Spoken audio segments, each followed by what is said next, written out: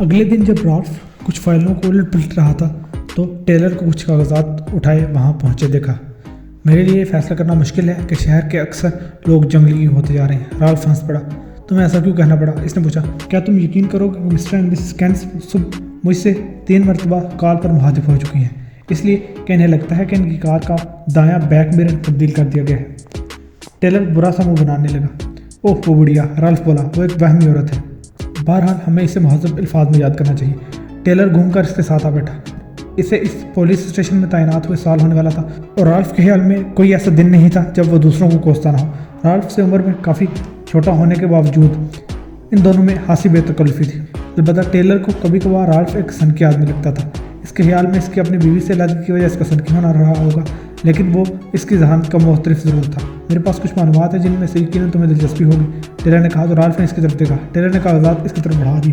Post mortem report کے مطابق Jones کی موت کی وجہ وہی گولیاں ہیں۔ البتہ یہ بات حیرت انگیز ہے کہ دوسری گولی جو کہ جونز کے ماتھے پر لگی، پہلی گولی سے تقریباً 18 منٹ بعد ماری گئی۔ میرا خیال ہے کہ قاتل اس کی موت کا یقین کر لینا چاہتا تھا۔ دوسری گولی یقین اس دوران میں چلائی گئی ہوگی جب ایڈورڈ فلپ کو بلانے نیچے گیا ہوگا۔ ممکن ہے ایسا ہی ہوا، ٹیلر بولا۔ پورے کمرے میں صرف 3 افراد کی انگلیوں کے نشانات ملے ہیں، جونز ان میں سے ایک ہے، اور یہ نشانات شراب کی بوتلوں، گلاسوں، سگریٹ کے ٹکڑوں پر موجود ہیں۔ اس کے علاوہ مشرقی کھڑکی اور پستول پر صرف ایک دوسرے شخص کی انگلیوں کے نشانات ملے ہیں۔ جونز کے علاوہ باقی دونوں افراد کی انگلیوں کے نشانات کی شناخت ہو سکی۔ ہاں، ان میں سے ایک لڑکی کا نام ہیلی کرسٹن ہے، وہ ایک مقامی بار میں کام کرتی ہے، اور جونز رات یقیناً اسے اپنے ساتھ لایا ہوگا، جبکہ وہ مشتبہ شخص برائن مارشل ہے۔ اس کی انگلیوں کے نشانات پستول اور اس کے کھڑکی والے پائپ پر تھے۔ اور تمہیں جان کر حیرت ہوگی کہ یہ بھی ایک عادی مجرم ہے اور 2 بار جیل جا چکا ہے۔ حال ہی میں یہ ایک بینک ڈکیتی میں ملوث رہا ہے۔ اس کے انکشاف پر رالف کی آنکھیں پھیل گئی۔ مزید بتاؤ، وہ بولا۔ تقریباً 1 ماہ پہلے اسپرنگ اسکوائر کے ایک نجی بینک سے کچھ چوروں نے ایک بڑی رقم چرائی تھی۔ برائن مارشل ان میں سے ایک تھا۔ اس کا چہرہ CCTV کیمرہ نے کیچ کیا تھا۔ اسپرنگ اسکوائر کا سن کر رالف نے سوال کیا، یہ کہاں واقع ہے؟ لیک ووڈ سٹی سے تقریباً 18 میل شمال میں اسپرنگ اسکوائر موجود ہے، اور یہاں کے مسالے خاص طور پر مشہور ہیں، ٹیلر نے کہا۔ اس شب وہ دونوں اسپرنگ اسکوائر میں داخل ہو رہے تھے۔ ٹیلر پہلے ہی ہیلی کرسٹن سے تفتیش کرنا چاہتا تھا، مگر رالف پہلے اسپرنگ اسکوائر کی ڈکیتی کے بارے میں جاننے پر مجبور تھا۔ اسپرنگ اسکوائر تقریباً 3000 نفوس پر مشتمل ایک چھوٹا سا قصبہ تھا۔ اس کے ایک کنارے پر ایک چھوٹی سی جھیل تھی، جبکہ اس جھیل کے آگے ایک جنگل کا متحصہ ٹکڑا تھا۔ قصبے کی شیرف سے انہیں کافی معلومات حاصل ہوئی اور وہ ان کے ساتھ بینک تک بھی آیا جس میں چوری ہوئی تھی۔ بینک کا مینیجر فربا جسامت کا مالک تھا، مگر دیکھنے ہی سے پتہ چلتا تھا کہ وہ ایک باشعور آدمی ہے۔ اس کا نام جارج تھا، اس نے بتایا۔ وہ 3 بندے تھے، ان میں سے 2 بینک میں داخل ہوئے، جبکہ تیسرا شخص باہر گاڑی لیے کھڑا تھا۔ اندر آنے والوں نے ہاتھوں میں بندوقیں تھام رکھی تھی اور وہ 2 افراد رہے تھے۔ بینک میں اس وقت جتنا بھی کیش موجود تھا وہ سب لے گئے۔ اوہ مجھے افسوس ہے، رالف نے رسمی غم کا اظہار کیا۔ اس نے پورے CCTV کیمرہ فوٹیج دکھائی۔ بینک کے اندر آنے والوں میں سے ایک شخص برائن تھا، جبکہ دوسرا کوئی نامعلوم شخص تھا۔ بینک سے ریکارڈ ہوئی کیمرہ کی فوٹیج میں انہیں چوروں کی سیاہ پک اپ نظر آئی جس میں ان کا تیسرا ساتھی موجود تھا۔ اس کی تصویر واضح تو نہیں تھی، لیکن رالف نے پہلی ہی نظر میں پہچان لیا، وہ جونز تھا۔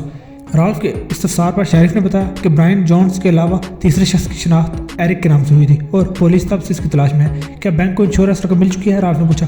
ہم نے اپلائی کر رکھا ہے۔ پچھلے ہفتے انشورنس کمپنی کا ایک انسپکٹر تفتیش کے لیے آیا تھا۔ امید ہے کہ اسی ویکینڈ یا اگلے ہفتے کی شروعات میں رقم وصول ہو جائے گی۔ مجھے بینک سے چوری ہونے والی رقم کی تفصیلات اور ان کے سیریل نمبر درکار ہوں گے۔ جارج نے سر ہلا دیا۔ اب اگلا مرحلہ ہیلی سے پوچھ تاچھ کرنا تھا۔ بینک والے کیش کے سیریل نمبر جونز کے کمرے سے ملے نوٹوں کے سیریل نمبر سے میچ کر گئے تھے اور واضح ہو چکا تھا کہ جونز کے پاس اتنی بڑی رقم کہاں سے آئی۔ ایڈورڈ نے بھی برائن اور ہیلی کی تصویریں دیکھ کر تصدیق کر دی تھی کہ اس رات جونز کے ساتھ یہی 2 موجود تھے۔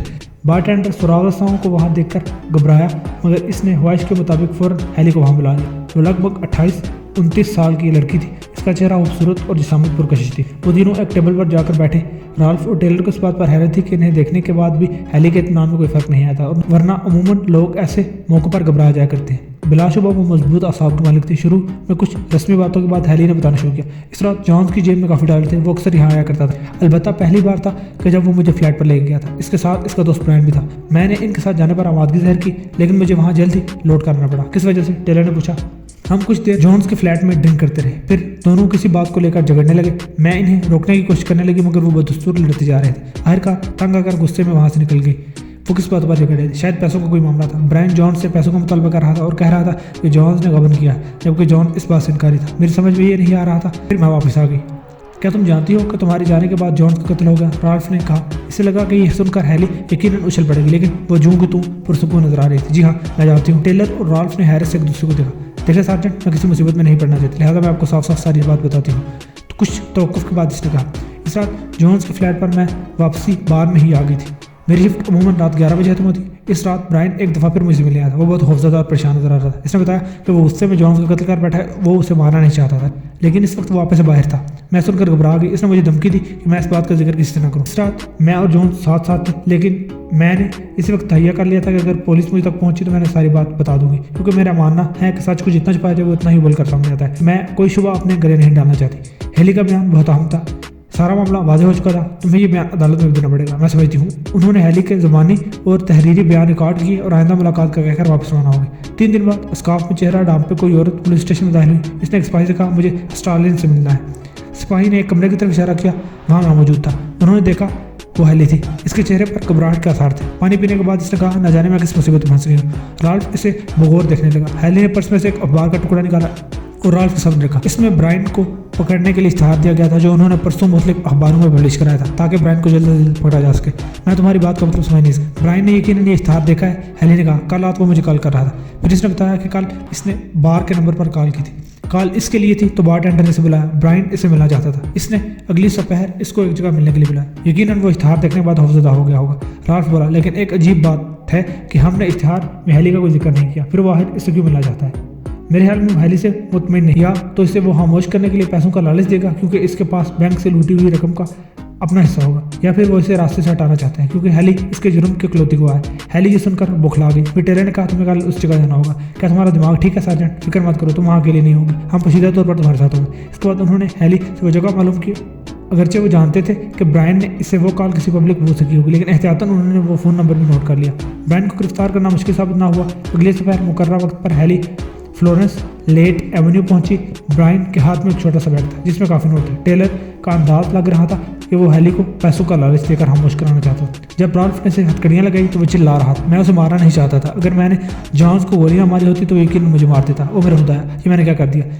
ब्रायन को लेकर जल्दी पुलिस वापस रवाना हो गई। रिंग रोड से गुजरते हुए ड्राइवर को अचानक ब्रेक लगाने पड़े। आगे रोड पर कोई शायद हादसा हुआ था और ट्रैफिक जाम था। पुलिस वैन में राल्फ और ब्रायन के अलावा एक और सिपाही मौजूद था। ब्रायन का एक हाथ वैन की खिड़की से जकड़ा हुआ था, जबकि दूसरा हाथ आज़ाद था। टेलर 2 सिपाहियों के साथ पिछली कार में था। राल्फ ने इस सिपाही को सूरत हाल मालूम करने के लिए भेजा। वो वापस आया और जिस वक्त वो राल्फ को ट्रैफिक हादसे के बारे में बता रहा था, तब अचानक ब्रायन ने गैर मुतवक्की हरकत की। इसने राल्फ के हॉस्टल से इसका पिस्तौल अचानक उचक लिया। राल्फ सिपाही की तरफ मुतवज्जह था और ब्रायन की तरफ से ऐसी हरकत की उम्मीद कतई नहीं की जा सकती थी। सिपाही ने फौरन हरकत करना चाहिए। खबरदार, ब्रायन चिल्लाया, मेरी हथकड़ी फौरन खोलो। तुम गलत कर रहे हो ब्रायन, पिस्तौल मेरे हवाले करो, बकवास बंद करो और मेरी हथकड़ी खोलो, वरना मुझे दूसरा खून करने में देर नहीं लगेगी।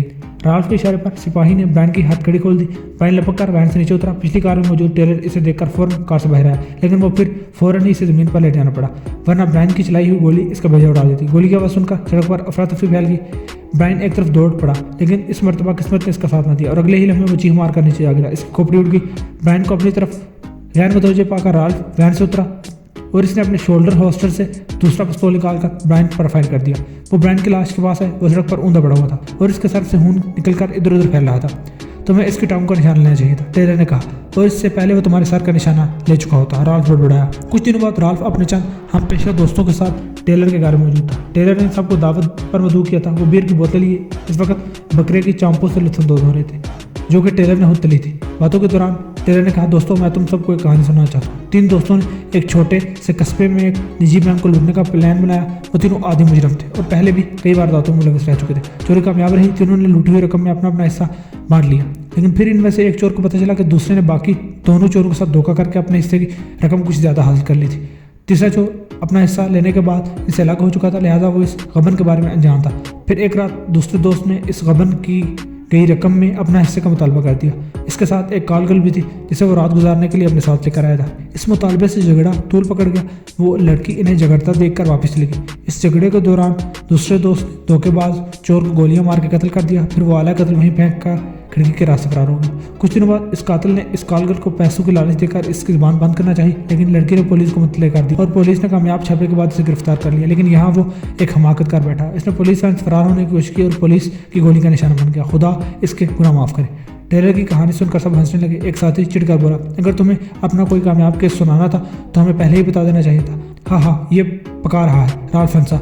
टेलर ने मुंह बनाया, लेकिन फिर वो एकदम संजीदा होगा। राल्फ पिछले दिनों میں تمہاری سابقہ بیوی سے ملا، وہ اپنے موجودہ شوہر کے ساتھ ایک خوشگوار زندگی گزار رہی ہے، البتہ مجھے گلینڈ کی موت کا سن کر دکھ ہوا۔ دفعتاً رالف کے چہرے کا رنگ بدلا اور اب ٹیلر نے کہا، تم لوگوں کو ایک اور کہانی سناتا ہوں، جانے دو۔ کچھ لوگ ایک ساتھ بولے، لیکن ٹیلر کی سنجیدگی دیکھ کر وہ سب خاموش ہو گئے۔ ٹیلر نے بولنا شروع کیا، ایک سراغ رساں کو کوئی شخص فون کر کے بتاتا ہے کہ اس نے اپنے پڑوسی کے گھر میں لڑنے جھگڑنے کی آواز سنی ہے۔ اتفاقاً سراغ رساں اسی علاقے میں تھا، لہٰذا وہ چند ہی منٹوں میں وہاں پہنچ گیا۔ فون کرنے والے شخص اسے اپنے پڑوسی کے فلیٹ میں لے گیا، لیکن اس کا دروازہ لاک تھا۔ سراغ رساں نے مزید پولیس بلانے کے لیے اس شخص کو فون کرنے کے لیے اپنے فلیٹ پر بھیجا۔ اس دوران سراغ رساں نے دھکے سے دروازہ کھولا اور اندر آ گیا۔ سامنے کا منظر دیکھ کر وہ ششدر رہ گیا۔ سامنے ایک شخص فرش پر پڑا تھا جس کے پہلو میں گولی لگی تھی، پاس ہی پستول بھی پڑا ہوا تھا جس سے یقیناً گولی چلائی گئی تھی۔ خون بہہ جانے کی وجہ سے وہ بے ہوش ہو چکا تھا، لیکن اس کی سانسیں بحال تھیں۔ اگر اسے فوری طور پر طبی امداد دی جاتی تو ممکن تھا کہ بچ جاتا۔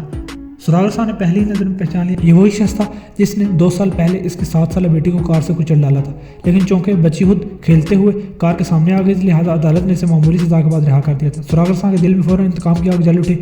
اس نے فوراً اپنے رومال کے ذریعے وہ پستول اٹھایا اور نزدیکی میز پر پڑی ایک لوہے کی نال جو شاید ایک پینسل اسٹینڈ تھا کو اٹھا کر اس پستول کے آگے تان لیا۔ پھر اس نے اسی پستول سے اس بے ہوش پڑے شخص کے ماتھے پر گولی چلا دی۔ لوہے کی نال سے گولی کی آواز تو کچھ دب گئی، پھر اس نے وہ نال اور پستول واپس اپنی جگہ پر رکھ دی۔ یہ جھوٹ ہے، سراسر جھوٹ۔ رالف حلق کے بل چلا، اس کا چہرہ سرخ ہو چکا تھا۔ سب لوگ حیرت سے رالف کو دیکھ رہے تھے۔ لوہے کی اس نال پر بارود کا ہلکا سا دھواں بھی موجود تھا اور فورینسک رپورٹ کے مطابق وہ پستول والی گولی کے بارود کا ہی دھواں تھا۔ ٹیلر نے کہا، اور میں نے اس رات تمہارے بوٹ پر خون کے ہلکے ہلکے چھینٹے بھی دیکھے جو یقیناً اس وقت اڑ کر تمہارے جوتوں پر پڑے جب تم نے جانس کے ماتھے پر گولی چلائی تھی۔ اس کے علاوہ میں ایڈورڈ سے بھی ملا تھا، اس نے مجھے بتایا کہ وہ اس رات جب تمہارے کہنے پر پولیس کو کال کرنے گیا تھا تب اس نے جانس کے فلیٹ میں سے ایک عجیب سی آواز سنی اور اس نے تم سے اس کے بارے میں پوچھا بھی، لیکن تم ٹال گئے۔ ہو سکتا ہے کہ اس نے کوئی اور آواز سنی ہو سکتا ہے، لیکن اگر وہ دوسری گولی بھی برائن نہیں چلائی ہوتی تو اس کے وہاں 18 منٹ تک رکے رہنے کی وجہ سمجھ میں نہیں آتی۔ اگر اسے فرار ہونا تھا تو فوراً دوسری گولی مار کے فرار ہو جاتا۔ ممکن ہے کہ وہ وہاں جونس کے پیسے ڈھونڈ رہا ہو اور جب اسے پیسے نہ ملے ہوں تو اس نے دوسری گولی جونس کو ماری ہو اور فرار ہو گیا ہو۔ رالف کا انداز طنزیہ تھا۔ ٹیلر مسکرایا، ایسا ممکن نہیں کیونکہ نوٹوں والا بیگ سامنے الماری میں ہی موجود تھا، اسے ڈھونڈنے میں قطعاً 18 منٹ نہیں لگ سکتے تھے، اس لیے لازماً وہ بیگ مل جانا چاہیے تھا۔ اس کے علاوہ اگر اس نے پیسے ڈھونڈنے کی کوشش کی ہوتی تو اس کی انگلیوں کے نشانات پورے کمرے میں پائے جاتے، لیکن وہ نشانات صرف چند محسوس چیزوں پر ہی تھے، جس کا صاف مطلب ہے کہ وہ پہلی گولی چلانے کے بعد فوراً یہاں سے فرار ہو گیا تھا۔ رالف کا چہرہ تاریک ہونے لگا۔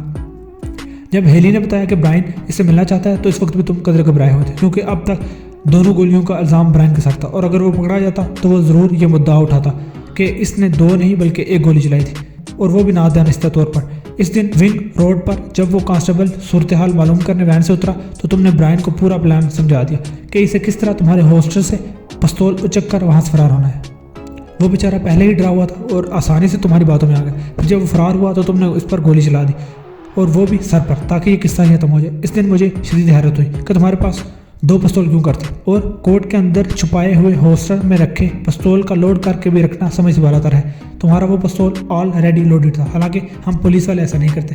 رالف کے پاس کہنے کو کچھ نہیں تھا۔ مجھے تم سے ہمدردی ہے رالف، ایسا نہیں ہونا چاہیے تھا، ٹیلر نے تعصب بھرے لہجے میں کہا۔ بلا شبہ پہلی کہانی شاندار تھی، لیکن یہ حقیقت ہے کہ عدالت کہانیوں پر یقین نہیں رکھتی۔